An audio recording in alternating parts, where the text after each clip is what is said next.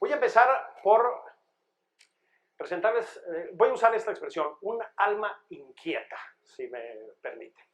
Un hombre de muchos talentos.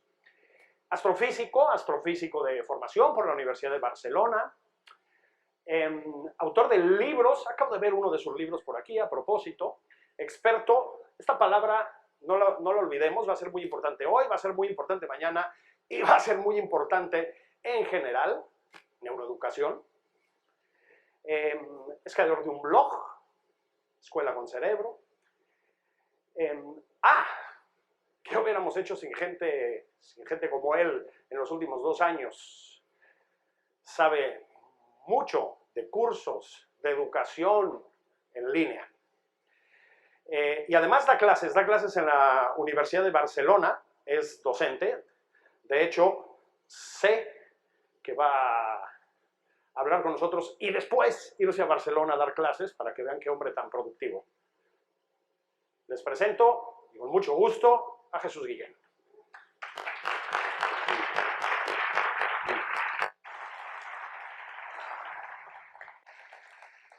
Pues muchísimas gracias, Julio, por la presentación.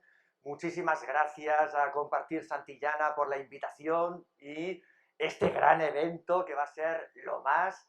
Y muchísimas gracias a todas vosotras y vosotros que sois los protagonistas del proceso de transformación y mejora de la educación, porque lo que está claro es que queremos mejorar la educación para así mejorar la sociedad. Ese es el gran reto que nos proponemos. Y te pregunto, sí, a ti, ¿cómo te sientes?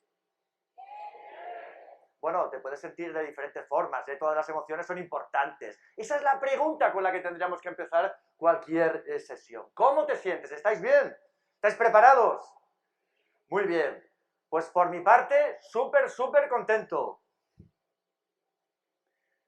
Me encanta lo del asombro, porque me recuerda esta frase de la amiga Inma Marín, que escribió un libro sobre el juego. Pero es mucho más que el juego. Luego analizaremos la importancia de lo lúdico. Es la actitud lúdica. Fijaros, leer la frase, es maravillosa.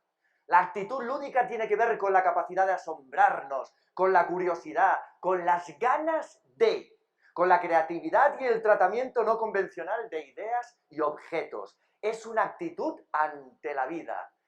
Y por suerte, se entrena. ¡Wow! Tenemos esta capacidad de asombro para seguir aprendiendo esta tarde y durante el congreso, seguro que sí, ¿o no? Genial, sois unas motivadas, ¿eh? ¿Hay unos motivados? Permitidme, antes de que os comente sobre qué va a ir la charla, una historia. Al cerebro le encantan las buenas historias, especialmente si son reales. Y esta es una historia real. Fijaros, en el MIT, el Instituto Tecnológico de Massachusetts, lo más, estaban probando un aparatito. Un sensor que se coloca en la muñeca y mide lo que se llama la actividad electrodérmica. La actividad electrodérmica, electricidad, piel, dermis, está correlacionada con la atención, con lo emocional. El aparatito se lo colocaron a un estudiante del MIT y lo llevaba las 24 horas del día durante toda una semana. Y también lo llevaba cuando estaba en clase escuchando al prestigioso profesor. El profe en el MIT utilizaba el enfoque magistral. Explicaba, bla, pero claro, estamos hablando de lo máximo, tanto en cuanto a profesores como en cuanto a estudiantes. ¿Queréis ver cuál era la actividad electrodérmica del estudiante cuando estaba en clase escuchando al prestigioso profesor? La tenemos. Fíjate, donde ponga class, aquí lo señalo, bajita. Bajita otro día, bajita. Tirando bajita, bajita, muy parecida a la actividad electrodérmica que mostraba cuando estaba tranquilamente tumbado en el sofá de su casa viendo un programa de televisión. Tranquilito, pues también bajita la actividad electrodérmica. Sin embargo, cuando estaba en el laboratorio realizando una práctica personal o algo que le entusiasmaba, algún proyecto relacionado con el trabajo que tenía encomendado, subía mucho la actividad electrodérmica. La pregunta que te hago es, ¿te sugiere algo este estudio? Que no tiene ninguna relevancia estadística porque es solo un estudiante, pero seguro que te sugiere muchas cosas. ¿A que sí? Venga, dilo. ¿Qué te sugiere? ¿Qué te sugiere este estudio? Venga, me acerco. ¿Se aburre? Seguramente. Sí, se podría aburrir. ¿Qué más? ¿Qué te sugiere? Venga, que nos encanta decir a nuestro alumnado, tenéis que participar, tenéis que preguntar, aplícatelo. ¿Qué te sugiere? Pasividad. ¿Qué más? Cero interés. Esto en el MIT, ¿eh? No en la escuela de mi barrio, que ya te hablaría. ¿Algo más? Quizás no le estimulaba. Bueno, pasa mucho a muchos estudiantes, no solo en la universidad, lo sabemos. ¿Alguna idea más? Falta de curiosidad, ¡wow! El Congreso sobre el Asombro está relacionado con la curiosidad. Muy bien, fantásticas ideas las que habéis aportado. Y sí, esta tarde vamos a analizar algunas cuestiones relevantes de esta perspectiva que nosotros llamamos neuroeducación. Vamos a analizar cuestiones relacionadas con, primero, las emociones, luego la atención y después la memoria. Está todo relacionado. Es muy importante, y lo sabéis vosotras y vosotros mejor que yo, despertar la curiosidad. Sí, despertar las emociones, porque cuando despertamos las emociones facilitamos la atención y cuando estamos atentos podemos hacer un uso adecuado de la memoria y así aprender. Por lo tanto, emociones, atención, memoria. Ese es el orden que vamos a analizar. Y abajo del todo, qué importante, saldrá el movimiento. Si quieres lo corporal, no solo el movimiento. Lo lúdico, el juego. Y estas competencias básicas en los tiempos actuales, creatividad, cooperación, que pueden trabajarse muy bien a través del arte, por ejemplo, o a través de los buenos programas de educación emocional. Educación emocional, arte, juego, movimiento, nos permitirán trabajar algo que es muy importante en la educación, y lo desvelaremos al final. ¿Aceptas el reto? Pero fijaros que todo parte del cerebro en continua cooperación con el resto del organismo. El cerebro es el órgano responsable del aprendizaje. ¿Queréis saber cómo funciona el cerebro? Muy bien. Aceptamos el reto. Coge el folio que tienes en la mesa. No era un examen sorpresa. Este folio es para que entiendas cómo funciona tu cerebro. Venga, lo tienes fácil. Haz un cilindro con el folio, fíjate, en la chica de la imagen. Y sigue las instrucciones que te voy a dar bien, ¿eh? Haz un cilindro y haz lo siguiente. Fíjate, con los dos ojos abiertos, uno te lo tapas estando abierto, pero te lo tapas con la mano, y el otro mira por el cilindro. Y tienes que hacer lo que voy a hacer yo. Ir separando la mano lentamente del ojo, lentamente. Llegará un momento en que verás un agujero en tu mano. Tu cerebro va a agujerear la mano. Los dos ojos bien abiertos. Uno te lo tapas estando abierto, el otro lo utilizas para mirar por el cilindro y vas separando la mano lentamente estando abierto. Lentamente. Y llegará un momento en que verás un agujero en tu mano. Tu cerebro va a agujerear la mano, ¿lo ves? Si no lo ves, pide ayuda a la compañera o al compañero. ¿Lo ves o no lo ves? Increíble, porque es una buena analogía. En la práctica queremos también agujerear la educación, bien entendido. ¿Habéis visto el agujero? En la mano. Tu cerebro agujerea la mano. ¿Queréis que os explique por qué tu cerebro agujerea la mano? ¿Os lo explico o no? Muy bien, pues me niego. Me niego porque esto es lo que ha pasado siempre en la educación. El profe lo tiene que saber todo y el estudiante espera que el profe se lo explique todo y que haya una única solución, la del profe. Pues no, esta noche cuando estéis con las compañeras y con los compañeros, analizar, discutir y reflexionando un poquito podéis llegar a la solución. Y si no llegáis ya os lo explicaré, me enviáis un mail. Porque fijaros, yo te hago esta pregunta, 2 más 2, te la he puesto fácil, ¿eh? 2 más 2, ¿a qué sabe la respuesta? 4, fantásticas aritmética. Pero fijaros, hicimos esta pregunta en un entorno con pequeñitos, niñas y niños, no sé, debían tener 4 o 5 años. Y fijaros la que soltó esta niña.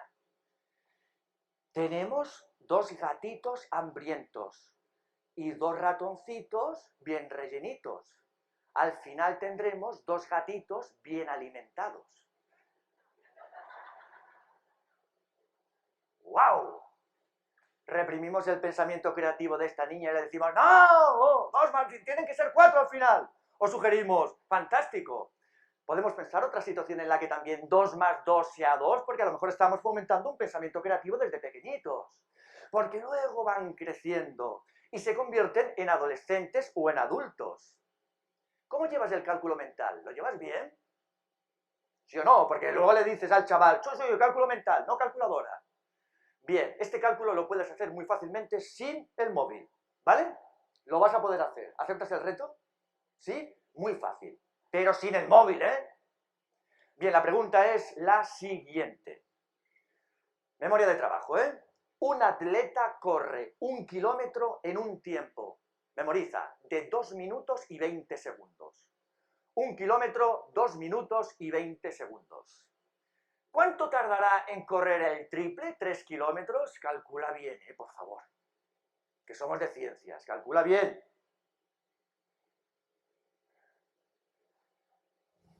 Venga, ¿cuánto da? 7. 7 es lo que nos dicen muchos buenos estudiantes de ciencias. Claro, la cuestión es, ¿y quién te dice que el atleta vaya a recorrer la distancia a velocidad constante? Ellos lo saben porque han visto un montón de carreras, pero te dicen 7. Y ese es el gran drama de la educación. Cuando tenemos que afrontar una situación cotidiana, hay múltiples formas de afrontarla. Por lo tanto, desde pequeñitos, qué importantes, sí, retos abiertos, preguntas abiertas, más de una solución en la práctica. Y sí, así hemos empezado, con un folio explicando cómo funciona el cerebro. Seguramente os habrá sorprendido o a lo mejor decepcionado. Pero a mí me encanta llamarle a esto efecto sorpresa. Esto lo ha estudiado un amigo, un neurocientífico argentino que se llama Fabrizio Ballarini. La idea simplificada es la siguiente. Los investigadores sorprenden a los estudiantes 15 o 20 minutos antes de trabajar un contenido curricular en el aula con una sorpresa que no guarda ninguna relación con lo que se va a trabajar en el aula. Se lo llevaban al laboratorio, una práctica sorpresiva, un pequeño concierto musical, y que observaban que como consecuencia de la sorpresa, los estudiantes consolidaban mejor lo trabajado en el aula. Interesante. El cerebro ama las sorpresas, sobre todo si hay novedad. En el momento en que se convierten en rutinarias, deja de tener un impacto positivo. Y en la práctica, ¿qué podemos hacer? Os presento a mi amigo Chema Lázaro en su clase de primaria. Así comienzan las unidades didácticas, los temas. Subimos volumen, ¿eh?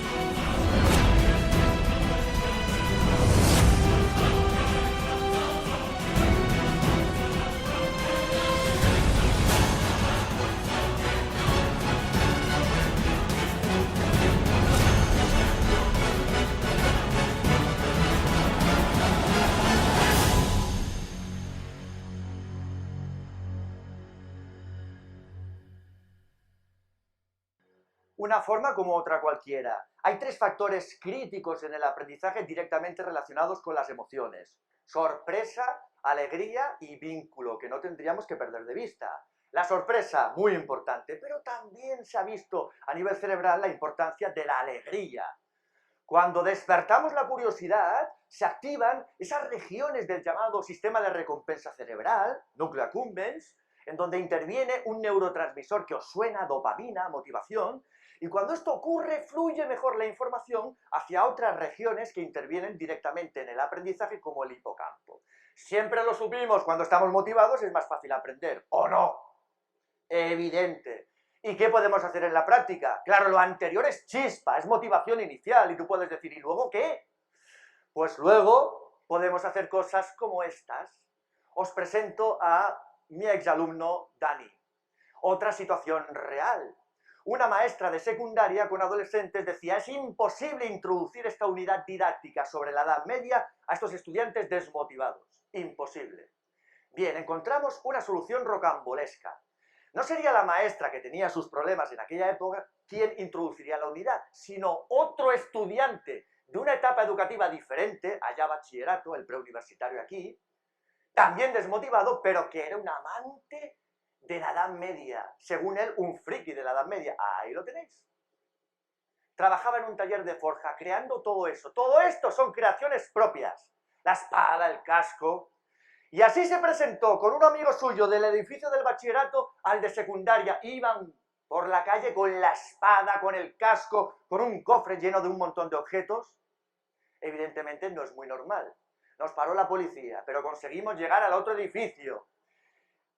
Imagínate la sorpresa que produjo en aquellos estudiantes, entre comillas, desmotivados. No os engaño. 3 horas estuvieron esos estudiantes tocando materiales, viendo vídeos, escuchando las historias de estos motivados. 3 horas. Eso es chispa.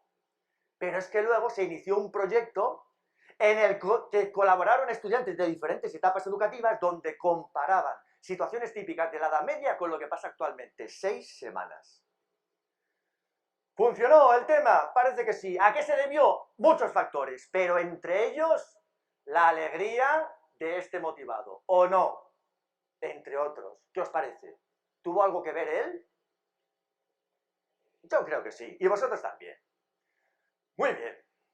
Sorpresa, alegría y vínculo desde el nacimiento, programados para aprender a través de la interacción social, de la imitación. Qué importante, nuestro ejemplo.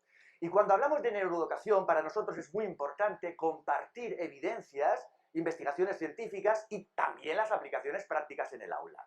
Por lo tanto, esta investigación la tenéis que conocer si os dedicáis a la educación.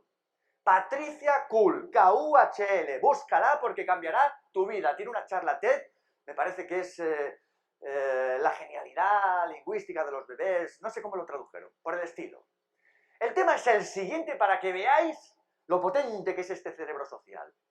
Se ha visto que los bebés en el primer semestre son capaces de diferenciar sonidos de cualquier lengua.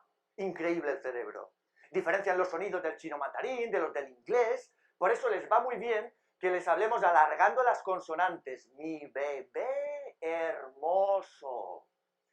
En torno al 8º o 10º mes, ventana plástica, se especializan y acaban diferenciando solo los sonidos de la lengua a la que están expuestos.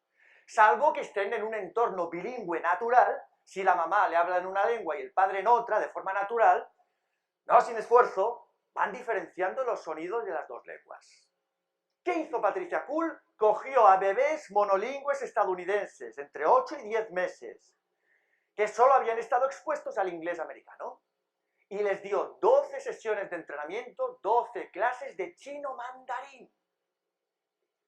Había 3 condiciones experimentales. En una, la maestra en vivo y en directo, pronunciando las palabras una y otra vez para que los bebés se quedaran con los sonidos. En otra, los bebés veían un vídeo de la maestra haciendo lo mismo. Y en una tercera, los bebés escuchaban una grabación sonora de la maestra. ¿Qué vieron las investigadoras? Que sí, que como consecuencia de la práctica, los bebés eran capaces de aprender a diferenciar los sonidos del chino mandarín de los del inglés, pero solo en una condición experimental. ¿Y tú sabes en cuál? ¿A que sí? Dilo. ¿En cuál?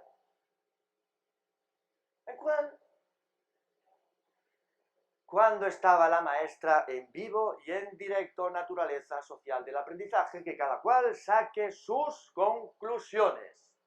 Pero esto es una necesidad educativa. Los proyectos aprendizaje-servicio en los que se vinculan los contenidos curriculares al servicio a la comunidad, me da igual el que sea. Se identifica en el hospital de la zona que hay un déficit en las transfusiones sanguíneas, pues se crea un proyecto integrando contenidos de biología, de emprendeduría, se trabajan competencias básicas en los tiempos actuales, lo que sea. Trabajo en red, así trabaja el cerebro. Sí, pueden participar estudiantes de distintas etapas educativas, profesores de distintas disciplinas, las entidades sociales, las familias. En la universidad creamos el proyecto Wonder, donde estudiantes de primaria suministraban el feedback a proyectos que les entregaban estudiantes universitarios. ¡Wow! Os puedo asegurar que es posible. Y todos estos factores emocionales están relacionados con algo muy importante que tenéis que conocer. ¿Os suena lo de mentalidad de crecimiento? ¿A quién le suena? No, no hay ninguna mano levantada. Esto es importantísimo. Cuando llegues a casa, busca a Carol Dweck, cambiará tu vida. Buscarla. Fijaros, Carol Dweck analizó el perfil de los estudiantes y vio que había dos perfiles diferenciados. Estudiantes con mentalidad fija. Estos estudiantes creen que estamos determinados por la genética. El que nace listo, el que nace lo contrario, y ahí se queda. Y como consecuencia de estas creencias limitantes sobre la capacidad, ante retos más complicados, se exponen menos que estudiantes que tienen, así les llamaron ellas, mentalidad de crecimiento. Estos estudiantes creen que podemos mejorar nuestras habilidades, capacidades, a través de escuchar los consejos de los maestros, de los profes, y ante retos más complicados se exponen más, se esfuerzan más, y parece que esto tiene un impacto positivo en su aprendizaje. Aunque hay matices, se ha visto que es muy importante que el docente y que la escuela asuman también mentalidad de crecimiento. La gran pregunta es, ¿y qué podemos hacer para fomentar mentalidad de crecimiento en el aula, en la escuela o incluso en la familia? Se admiten ideas. Te oigo. Venga. Resolución de problemas, esto queda muy abstracto. Motivar, sí, bueno, para motivar, el primero que tengo que estar motivado soy yo. Si no, más. ¿Cómo? Descubrir, venga, chaval, ponte a descubrir. ¿Cómo? Trabajar situaciones del propio contexto. Bueno, a ver, todas las ideas son interesantes. Las investigaciones lo que nos sugieren es esto. Algunas las sabemos. Qué importante asumir los errores con naturalidad en clase, también los nuestros. Priorizar el proceso de aprendizaje por encima del resultado. La evaluación no es solo sumativa. Muy importante suministrar retos adecuados, lo cual conlleva conocer a nuestro alumnado. En la universidad le dedicamos hora y media el primer día a conocer los nombres de todos a través de dinámicas de gestos. Qué importante enseñar cómo funciona el cerebro. ¿Cuántos de vosotros habéis puesto en práctica proyectos sobre el cerebro? Levantad el brazo. Nada, nadie. Pues les encantan a los estudiantes de todas las etapas educativas. Podéis empezar sobre uno relacionado con las ilusiones ópticas y alucinarán. Siempre con objetivos de aprendizaje claros, ¿eh? Y qué importante lo último, fijaros, elogiarles por el esfuerzo y ojo con las etiquetas. Parece que impacta a nivel de mentalidad de crecimiento, elogiarles por el esfuerzo y no por la capacidad, lo has trabajado bien, lo has hecho bien porque sí, lo has trabajado, pero no por no decirle, sí, lo has hecho bien porque es que eres tan listo. Esto parece que acaba siendo limitante, incluso en el contexto familiar. Y los chavales lo que pasa que hacen es, vale, interpretan, soy listo, y ante retos más complicados no se quieren exponer. Esto por una parte, y el poder del lenguaje por otra. El tema de las etiquetas hay que cuidarlo. Os comparto, bueno, siempre las comparto, dos experiencias que yo viví y que son tremendas. Una, un niño que tendría 8 añitos se me acercó y me dijo, a mí siempre se me han dado mal las matemáticas. ¿Con 8 años? Pues sí, lo tenía interiorizado. ¿Qué experiencias previas habría vivido? Y la segunda fue tremenda. Una mamá se acercó y dijo, la maestra ha dicho de mi hija que tiene 4 añitos que nunca irá a la universidad. Real. Menos mal que el cerebro es plástico. Sí, es plástico durante toda la vida. Por lo tanto, mensaje de esperanza, el cambio siempre es posible. A nivel cerebral, ¿qué es observado? Ante contextos emocionales negativos se activa una región del cerebro izquierda que se llama amígdala, que interviene en el procesamiento emocional, sobre todo ante situaciones de miedo, estrés prolongado, etc. Sin embargo, ante contextos emocionales positivos, se activan zonas vinculadas a una región que se llama hipocampo, muy importante en la consolidación de las memorias. Por lo tanto, lo subimos siempre, generar climas emocionales positivos en donde, y esto se ha comprobado, las expectativas son positivas. Dos factores de enorme impacto en el aprendizaje de los estudiantes. Por un lado, las expectativas del estudiante sobre su propia capacidad. Si yo creo que no puedo, no hay nada que hacer. Y las expectativas del profesorado sobre la capacidad del alumnado. Si yo creo que no puedes, cuando te hago una pregunta, tú captarás el lenguaje no verbal y eso te perjudicará. Y este binomio indisoluble entre emoción y cognición también se ha comprobado a través de los llamados metaanálisis y revisiones. Sí, los buenos programas de educación emocional en cualquier etapa educativa permiten trabajar y mejorar competencias socioemocionales básicas en los tiempos actuales. Resiliencia, autocontrol, empatía, las que quieras. Pero esta mejora va acompañada de una en el rendimiento académico de los estudiantes. Interesante. ¿Y qué condiciones tienen que cumplir estos programas? Seguramente ya las conoces. Tiempo. Se necesita tiempo para la mejora educativa. Participación de toda la comunidad. Toda es toda. Enfoque transversal. Dinámicas activas. Fomentando el trabajo cooperativo. Y evaluar lo que se hace. Muy importante. Evaluar no es calificar. Semana tras semana, en todas las etapas educativas. Lo hemos probado en todas, hasta en la universidad. Y parece que la cosa funciona.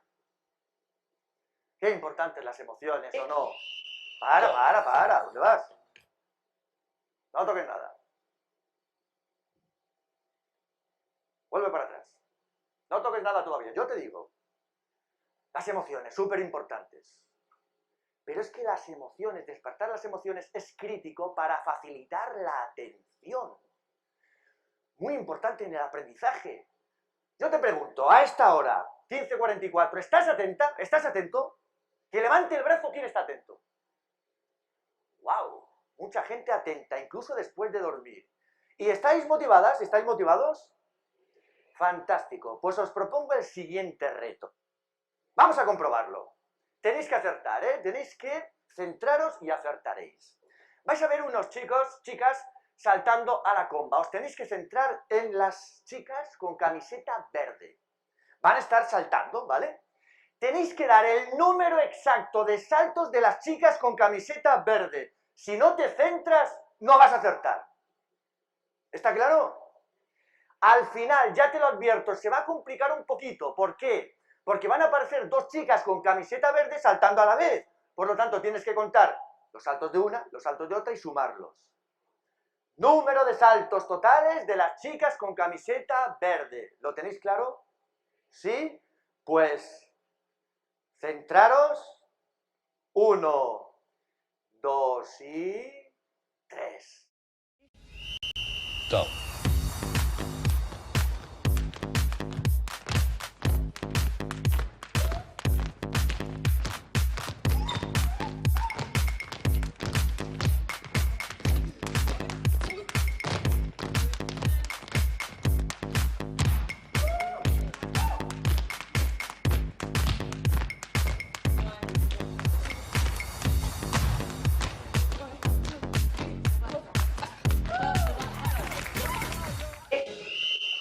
Para, ¿dónde vas? Ya está. Muy bien. Venga. Que levante el brazo quien ha contado menos de 30 saltos. Menos de 30. Levantad el brazo. Muy bien. 31. 32. 33. 34. 35. 36. 37. Cada uno ha contado una cosa diferente, ¿eh? Aquí. 38, 39, 40, más de 40. Bueno, no lo entiendo, o sea, ha habido 400 conteos diferentes. No pasa nada. Venga, no hagáis trampa, miradme a mí. ¿De qué color era la pared del fondo? ¿De qué color era? ¡Dilo! Muy bien, ok, vale. Me había caído. Bien. Que levante el brazo quien no vio una gallina gigante. ¿Quién no vio una gallina gigante? Que levante el brazo. ¿No visteis una gallina gigante increíble? La mayoría, hace un minuto habéis dicho que estabais atentos y sois unos motivados. ¿No habéis visto una gallina gigante? Esto es un escándalo aquí increíble en Cancún, ¿eh? A ver lo que hace Santillana al respecto. Si esto les pasa a los motivados y a los atentos, a los chavales, ¿qué les pasará? Esto hay que planteárselo, ¿eh? Venga, va, que el cerebro se invente ya las cosas. ¿Has visto cosas aparte, raras? ¿Alguien ha visto algo raro? Aparte de todo esto, ahora veremos a la gallina gigante. Ni habéis acertado, ni veis gallinas gigantes, pero ahora que se invente tu cerebro cosas. ¿Alguien ha visto algo más raro? ¿Cómo? El que brincó con las manos, o es un ovni que apareció por allí. Brincando con las manos. No pasa nada. Vamos a poner otra vez el vídeo. Y si podemos pararlo, le digo, páralo. ¿De qué color era la pared del fondo? ¡Azul! No contéis nada. ¡Azul, no roja! ¡Para el vídeo!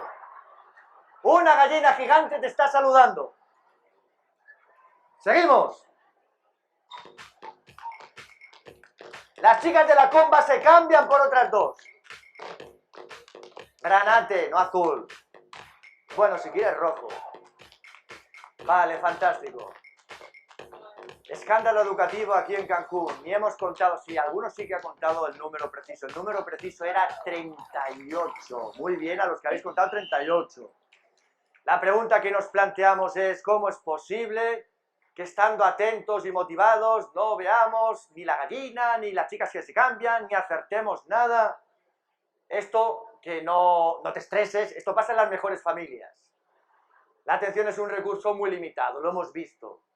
Pero tiene muchas implicaciones educativas, porque si no podemos focalizar la atención durante periodos prolongados, no existe un tiempo, no sabemos, depende del nivel de motivación de la persona, 10, 15 minutos, depende de la situación. Pues claro, en el aula quizás tendríamos que hacer parones, ¿no?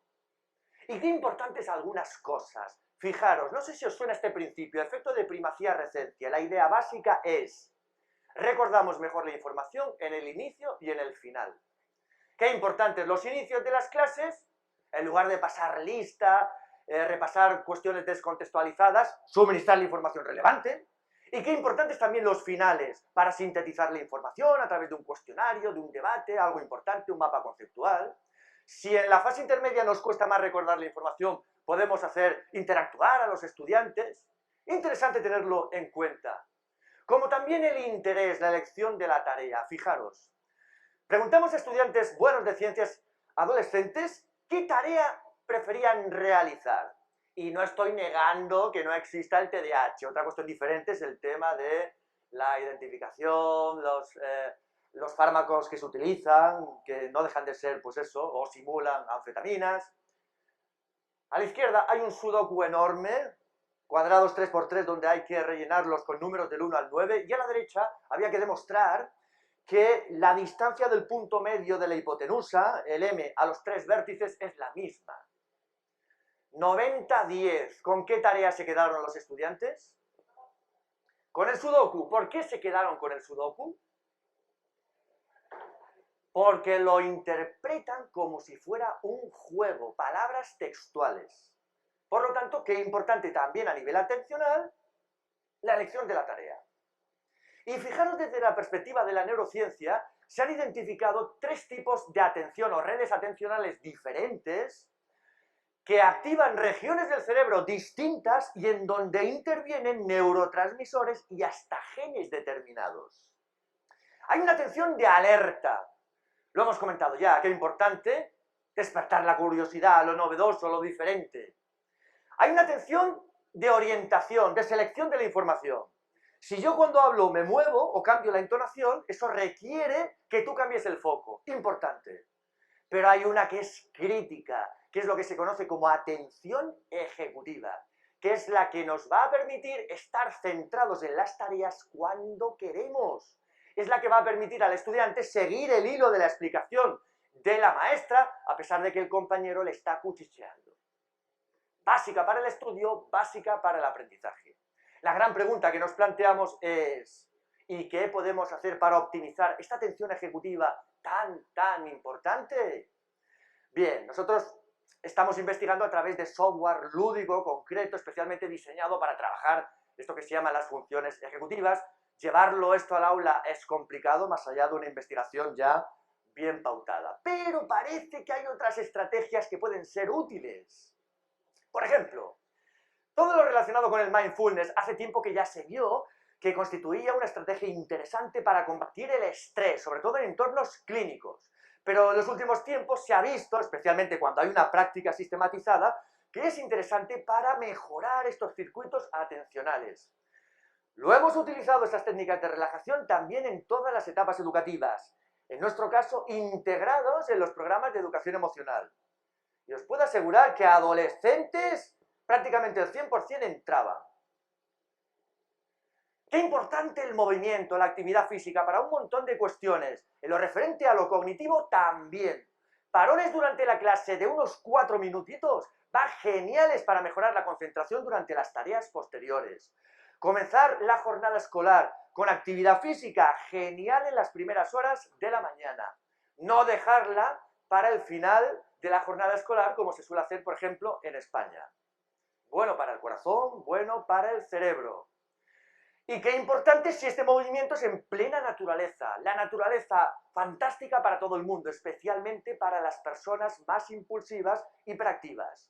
Un simple paseo por un entorno natural de 15 minutos va genial a este tipo de estudiantes. Por lo tanto, acerquemos la educación a la naturaleza, a los entornos verdes. Parece que va muy bien para el funcionamiento cognitivo. Qué importante replantearnos lo de los espacios, sí. El clima emocional muy importante, pero también los entornos físicos. En el caso de los más pequeños se ha visto que sobrecargar las paredes de la clase con un montón de trabajos, murales, etc., desvía la atención de los menores. Y esto hay que replanteárselo también en todas las etapas educativas.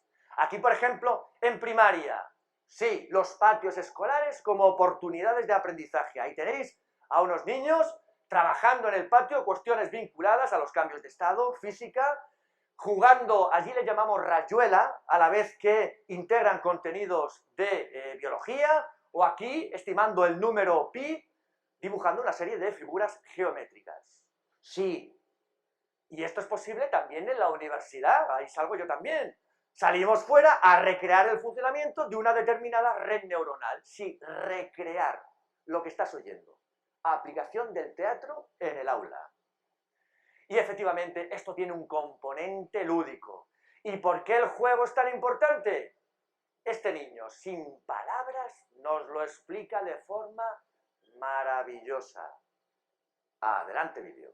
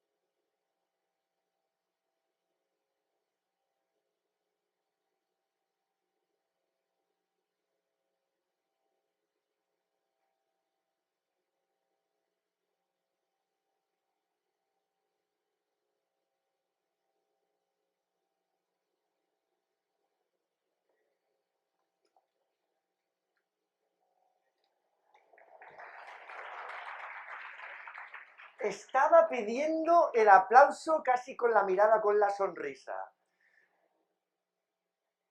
Os confieso, sí, se ha comprobado que los juegos con bloques permiten desarrollar lo que se llama esta conciencia espacial muy importante en el aprendizaje inicial, por ejemplo, de las matemáticas. Pero aquí está trabajando cosas muy relevantes este niño, aparte de que está jugando. Jugar es aprender. Describe con una palabra lo que has visto en este vídeo, con una sola palabra. Venga, que te oiga. Construir. ¿Cómo? Ensayo y error, concentración. Perseverancia. ¿Cómo? Esfuerzo. Resiliencia. Prueba. Dedicación. Confianza. Orden. Disciplina.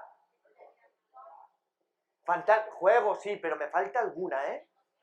Emoción, por ahí va. Satisfacción. Ha acabado el reto con una sonrisa. Muy importante, alegría. ¿Ha participado alguien? Se ha acercado el compañero y de forma elegante le ha puesto el brazo queriendo decir, déjame que este es mi reto. Interesante. Esto es juego, maravilloso. Pero también podemos teñir el aprendizaje de juego. Y esto ya es gamificación. Si quieres información sobre gamificación, puedes entrar en webs tipo Gamifica tu aula, Ágora Abierta, donde verás proyectos gamificados en todas las etapas educativas. A mí me gusta compartir este proyecto porque es que fue lo más. Yo cuando lo vi, increíble. Aprendizaje basado en zombies. Un profesor de geografía estadounidense crea un cómic, una historia de zombies, en la que para sobrevivir hay que conocer el territorio, y va integrando los contenidos curriculares durante todo un curso de geografía en esa historia de zombies que se ha montado. Brutal. Pero claro, gamificar es mucho más que una historia de puntos, insignias, rankings, es mucho más, y esto hay que tenerlo en cuenta. Este profe se ha planteado, ¿por qué quiero gamificar? En este caso fue un curso entero, podría ser una unidad didáctica, un tema, lo que quieras. Se lo plantea porque podría hacerlo de otras formas. Por lo tanto, lo importante son los objetivos de aprendizaje. Gamificar es crear una narrativa, una historia. Y esto se puede plantear en cualquier contexto educativo, también en la universidad. Y luego este profe se plantea preguntas importantes. ¿Cómo quiero que participen los estudiantes en este proyecto? ¿En primera persona? ¿En tercera? ¿Van a cooperar? ¿No? ¿Van a poder modificar el guión? ¿Sí? ¿No? Y luego ya al final del todo, las mecánicas. ¿Que me hacen falta algún ranking, alguna insignia? Pues las integro, pero gamificar es mucho más que esto. Y fijaros, sí, el juego importante para optimizar la atención, de la emoción a la atención, y cuando estamos atentos podemos hacer un uso adecuado de la memoria. ¡Ay, la memoria tiene mala fama, pero está injustificada! Porque ¿a qué nos referimos cuando hablamos de memoria? No estamos hablando de memorizar sin ton ni son. Que levante el brazo quien recuerda lo que estaba haciendo cuando pasó esto del 11S hace, creo, 21 años. ¡Wow! ¿Cuántos brazos levantados? ¿Y por qué te acuerdas? ¿Por qué te acuerdas? Te acuerdas porque hubo impacto emocional. El impacto emocional, sea positivo o negativo, se graba más fácilmente en la memoria. Queremos que sea positivo. La alegría es un refuerzo positivo que al cerebro le encanta repetir, cosa que no ocurre ante situaciones de miedo, estrés prolongado, etcétera, etcétera. La pregunta que nos planteamos es, ¿y cómo funciona la memoria? ¿Existen diferentes tipos de memoria? ¿Podemos aprender sin impacto emocional? Sí. No nos pasemos con los impactos emocionales, porque hemos visto también docentes motivadas, motivados, que con las ansias por sorprender a sus estudiantes acaban estresándolos, y los chavales están hechos polvo. Los hábitos también funcionan, ¿eh? Por lo tanto, equilibrio entre sorpresa y hábitos. Breve comentario sobre la memoria que tenéis que conocer. Existen diferentes tipos de memoria. Por un lado está la memoria implícita, inconsciente. ¿Tú cómo aprendes a montar en bicicleta, a escribir, las tablas de multiplicar o a tocar la guitarra? Repitiendo la acción, practicando. Para aprender hay que practicar, no hay vuelta de hoja. Es un aprendizaje inconsciente. No me preguntes cómo he aprendido a montar en bicicleta, pero lo he conseguido y se han formado conexiones neuronales rígidas. Intervienen regiones subcorticales del cerebro. Sin embargo, luego hay otra memoria diferente, que es la que prevalece en el aula, que es la memoria explícita, consciente, que puedes verbalizar, relacionada con hechos, datos concretos, y ahí intervienen regiones diferentes, corticales. Fijaros, nos llega la información a través de los sentidos. Manipulamos la información, esto se llama memoria de trabajo, ahí interviene la corteza prefrontal. La información luego pasa a una región que se llama hipocampo, que ya ha salido, y se va consolidando. A través del sueño se van sedimentando los recuerdos en las diferentes partes de la corteza. Muy importante, necesitamos la memoria explícita, pero también la implícita. Sin práctica no se consolidan los aprendizajes, y esto es gracias al sueño. Durante el sueño se da una especie de regeneración a nivel neuronal que permite consolidar lo estudiado durante la vigilia. Hay unos procesos a nivel celular y molecular complejos, un ensanchamiento entre las neuronas que posibilitan el proceso. Pero ojo que los estudiantes no duermen las horas adecuadas. Y eso es un problemón. Especialmente en el caso de la adolescencia, donde hay un retraso en el ritmo circadiano. Tienen necesidad de acostarse más tarde y las clases empiezan muchas veces muy pronto. Varios estudios demuestran que iniciar la jornada escolar 1 hora más tarde de lo que se hace les va genial a los adolescentes.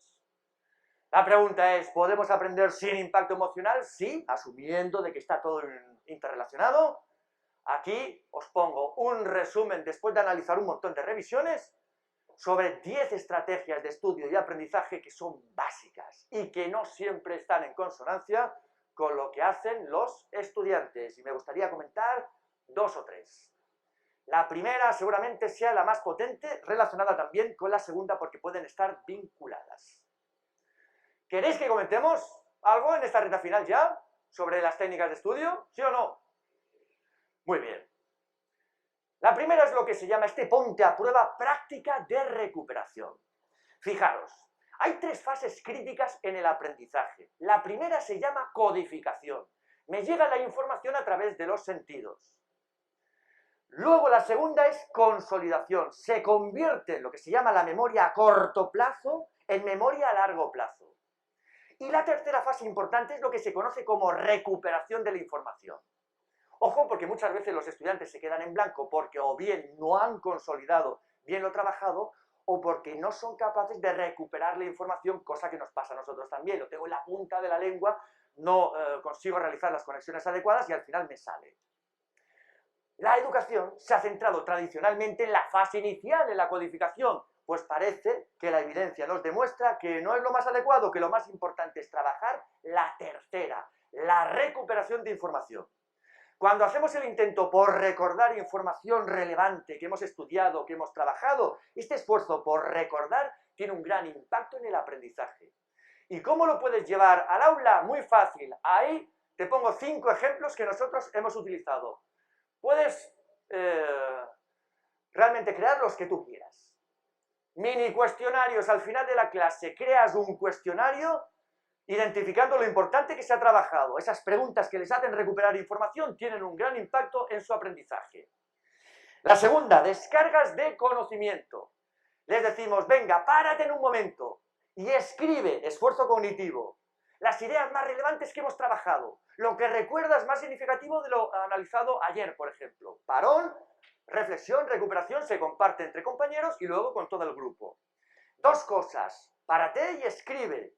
Se hace a nivel individual siempre al principio. 2 cosas importantes que te hayas quedado sobre lo que estamos trabajando. O 2 ideas relevantes que analizamos ayer. Toma de apuntes recuperando información. Explicamos y les decimos, no toméis apuntes. Y después de la explicación, 5 minutos, venga, escribe lo más relevante que has entendido. Y la última, las guías de recuperación, pues son textos donde hay huecos que hay que rellenar, y eso les hace recuperar información, recordar, conectar lo que ya saben con lo novedoso, etcétera, etcétera. Esto se puede hacer de forma sistemática, dedicando un tiempo, un día a la semana, 2 días, o incluso cada día. Y el impacto es muy importante. No estamos hablando de calificar, son herramientas para aprender. Y esto se optimiza cuando se espacia. La segunda estrategia que aparecía es lo que se conoce como práctica espaciada. Muy simplona. La idea es que mejor que 3 horas de estudio el viernes Una hora el lunes, una hora el miércoles y una hora el viernes, dejando que el sueño también realice su trabajo. Así de fácil. Espaciar. No significa que cada vez tengamos que repetir sin ton ni son lo mismo, no. En el contexto del aula podemos trabajar los mismos contenidos desde diferentes perspectivas. Ahí entra nuestra creatividad. Y qué importante esto también. ¿Qué ves aquí en la pantalla? ¿Qué ves? Hombre, neuronas, sí, son neuronas, pero hay algo más. Ha hecho un dibujo sobre las neuronas, identificando partes relevantes de las mismas, ¿no? El axón, la dendrita, la soma, que es el cuerpo neuronal, el núcleo, la mielina, el recubrimiento para mejorar el procesamiento de información. ¿Pero es un dibujo esto? No, no es un dibujo solo. Aquí hay un resumen aparte. No es el dibujo original. En realidad él lo hizo con su propia letra, donde, oye, hay información relevante. Fíjate en la cuarta, cuando habla del potencial de acción, se refiere a que la información se transmite en un único sentido. Está demostrando que entiende. Pues bien, aquí hay dibujo y aquí hay esfuerzo cognitivo al hacer este resumen. Esto se llama codificación dual. Combinar elementos visuales con elementos textuales optimiza el aprendizaje. Cerebro multisensorial. Esto contradice lo de los estilos de aprendizaje. No aprendemos mejor cuando suministramos la información en el estilo favorito del aprendiz, sea visual, auditivo o cinestésico, sino integrando los diferentes canales sensoriales. Y aprender requiere esfuerzo cognitivo. Cuando tú lees un libro o un texto, unos apuntes y subrayas, se crean ilusiones de competencia. Tú crees que esa información va a quedar almacenada en la memoria a largo plazo, pero no es así. Otra cosa distinta es pararte y en el margen del libro hacer un resumen. Ahí ya pones esfuerzo cognitivo y eso parece que es mejor para el aprendizaje.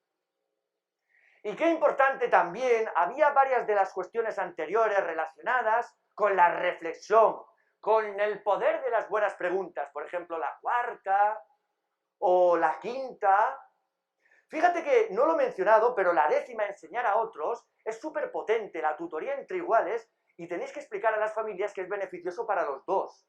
Para el que explica también, porque el que explica recupera información de su memoria y busca estrategias a nivel cognitivo para que el otro lo entienda.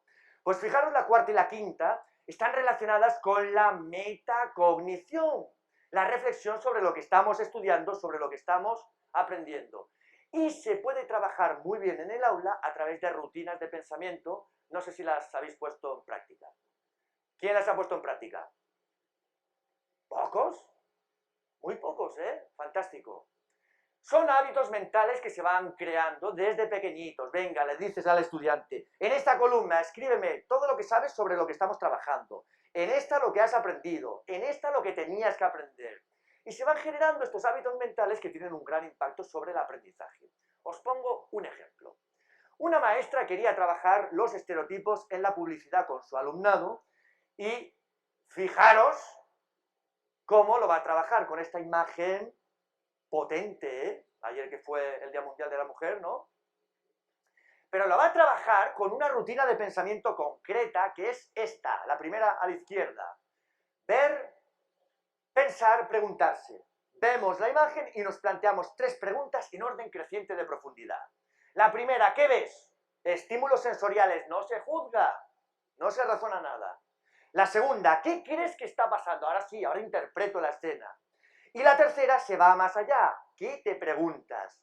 Podemos llegar a discusiones interesantísimas.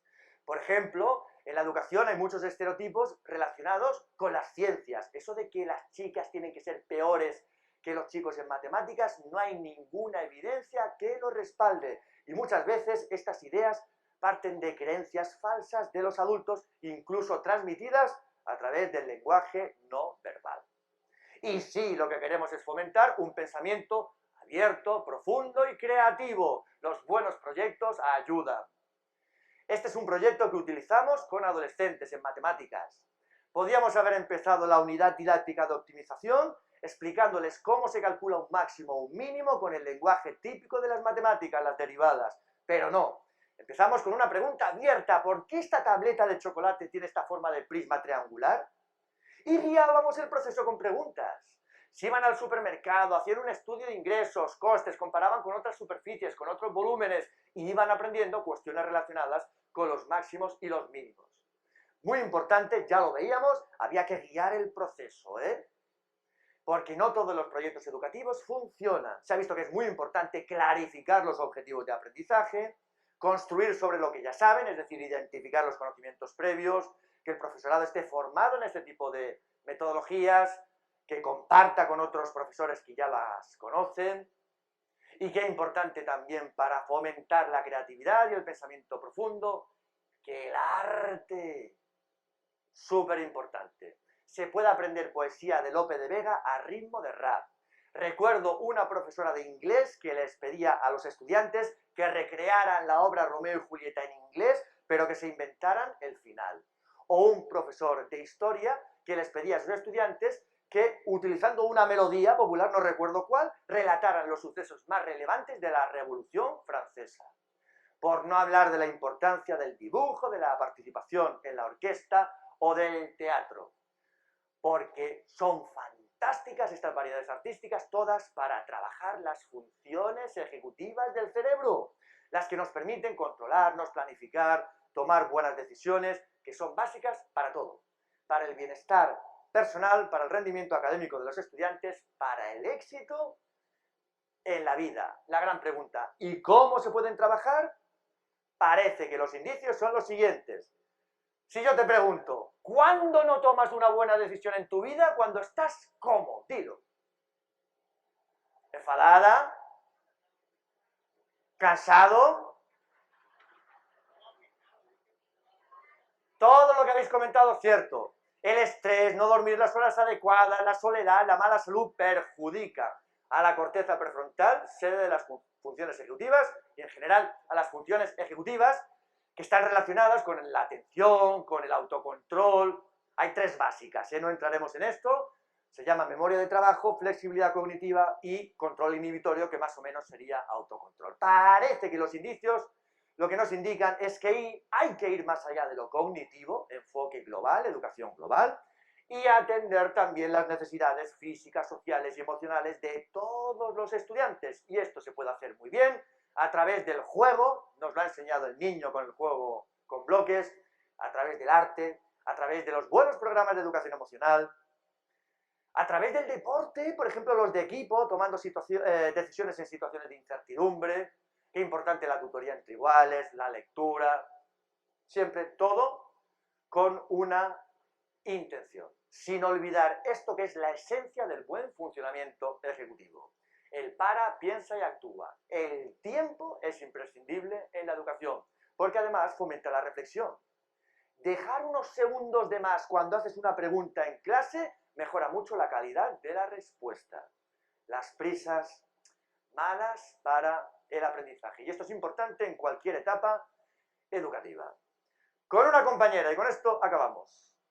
Hemos analizado, después de revisar un montón de estudios, toda una serie de factores que son críticos para cualquier acción educativa, por ejemplo, la planificación de la unidad didáctica. Fijaros por dónde empieza todo. Sí, en la planificación, cooperación entre el profesorado. ¡Wow! Es más importante la cooperación entre el profesorado que la cooperación entre el alumnado para su aprendizaje. ¿Nos lo aplicamos? Hay que hacer el esfuerzo. Identificar los conocimientos previos, evaluación inicial, clarificar los objetivos de aprendizaje, optimizar la atención, ya hemos hablado del pensamiento crítico, fomentar el trabajo cooperativo. Ojo, el tema de la evaluación formativa. El buen feedback es claro, conciso sobre la tarea, identifica las cosas buenas y las cosas que se pueden mejorar. Conocer los diferentes tipos de memoria, súper importante fomentar la metacognición. Y al final de todo, los estudios nos revelan que hay que analizar el impacto sobre el aprendizaje. Si algo no funciona, en lugar de decir es que no estudian lo suficiente, a lo mejor el problema está en nuestro planteamiento, hay que ser críticos y cambiar. Adaptación. Yo os pregunto, ¿esto es lo más importante en la educación?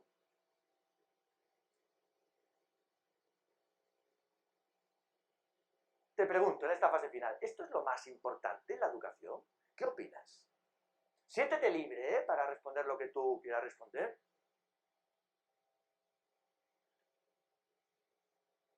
No te oigo. Si esto es lo más importante en la educación. ¿Por qué no? Hay que preguntarle al alumno, pero bueno, nosotros estamos ahí también para algo, ¿eh? Lo entiendo, ¿eh? Fantástico. Más ideas. ¿Esto es lo más importante en la educación? A ver, que no os condicione yo, ¿eh? Que ya sé que yo soy un poco, ¿eh?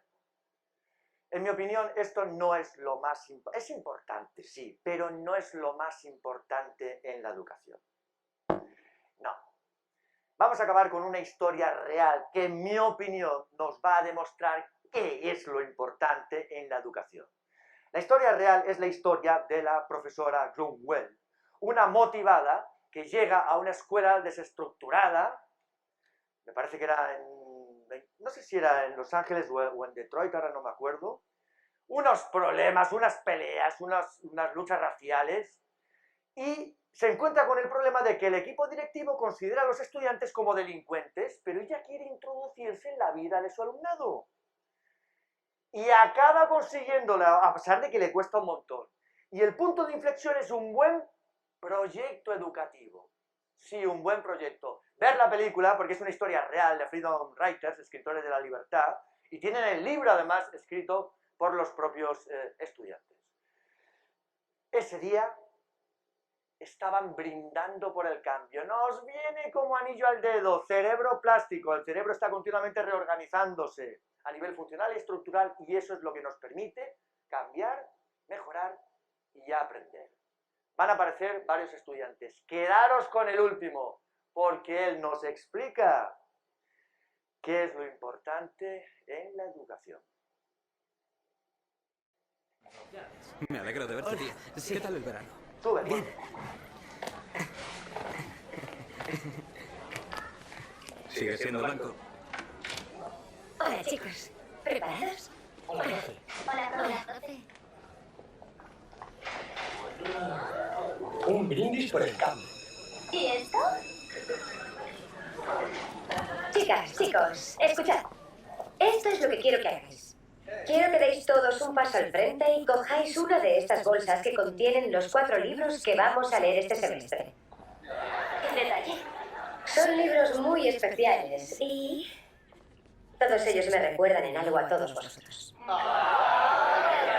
Venga ya, no seas. Pero, antes de coger los libros, quiero que cada uno coja una de estas copas de sidra y quiero que cada uno haga un brindis. Cada uno hará un brindis por el cambio. Y eso significa que, a partir de este momento, todas las voces que os han dicho que no a algo quedan silenciadas. Todas las razones que dicen que las cosas nunca cambiarán desaparecen. Y a partir de este momento, las personas que erais, esas personas ya no cuentan. Ahora os toca a vosotros.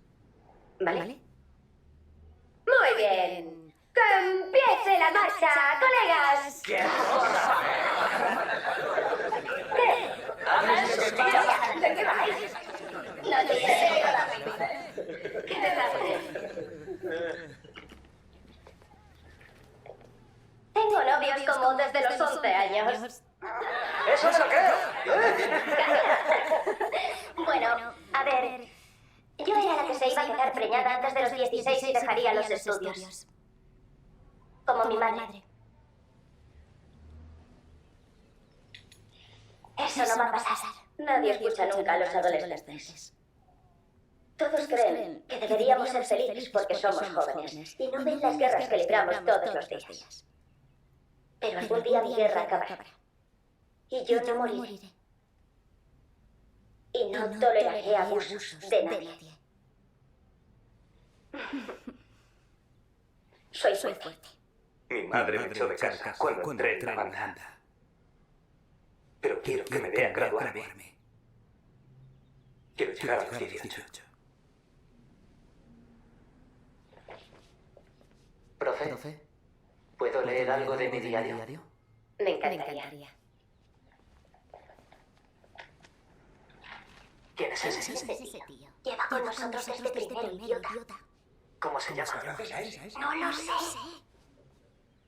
Este verano ha sido el peor verano en mis 14 años de vida. Todo empezó con una llamada. Mi madre lloraba y suplicaba. Pedía más tiempo, como si intentase dar su último aliento. Me abrazó con todas sus fuerzas y lloró. Sus lágrimas cayeron sobre mi camisa como balas y me dijo que nos desahuciaban. No paraba de pedirme perdón. Pensé, ya no tengo casa. Tenía que haber pedido algo más barato por Navidad.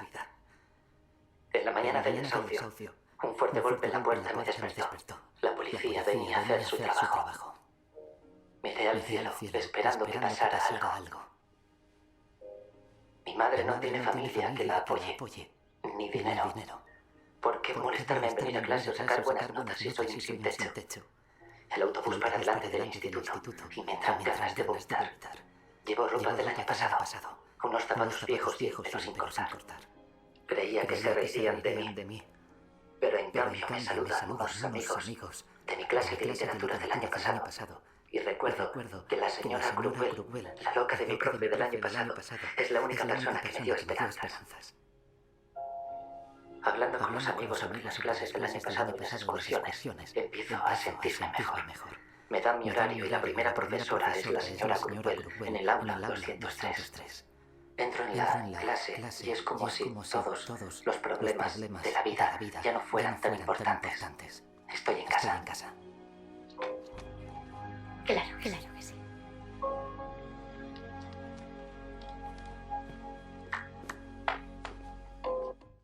¡Wow! Estoy en casa. Como dice el amigo Fernández Bravo, la única metodología fiable dentro de cualquier paradigma educativo es la vocación.